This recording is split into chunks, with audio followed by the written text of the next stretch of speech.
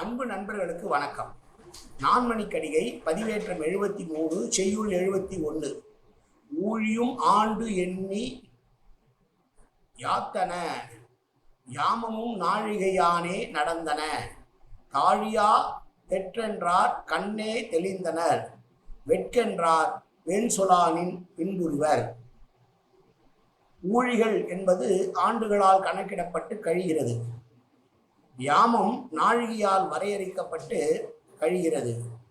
அறிஞர்கள் அறிந்தவர்களிடம் காலம் தாராமல் ஐயம் திரிபுர கேட்டு தெளிகின்றனர். அறிவில்லாதவரோ பிறரை நிந்தித்தே காலத்தை கழித்து மகிழ்கின்றனர் என்று சொல்லுகிற செய்யுள். ஊழி என்பது ஒரு காலம்.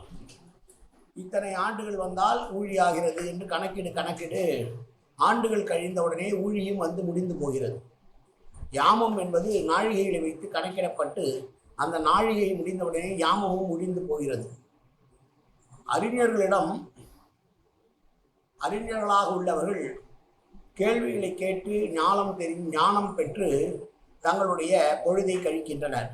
அறிவில்லாதவரோ பிறரை நிந்தித்தே தங்களுடைய காலத்தை மகிழ்ந்து கழிக்கின்றனர் என்று சொல்லுகிற செய்யுள். மீண்டும் செய்யுள். ஊழியும் யாண்டெண்ணி யாத்தன யாமமும் நாழிகையானே நடந்தன. தாழியா தெற்றென்றார் கண்ணே தெளிந்தனர். வெட்கென்றார் வெண்சொலானின் இன்புறுவர். நன்றி, வணக்கம்.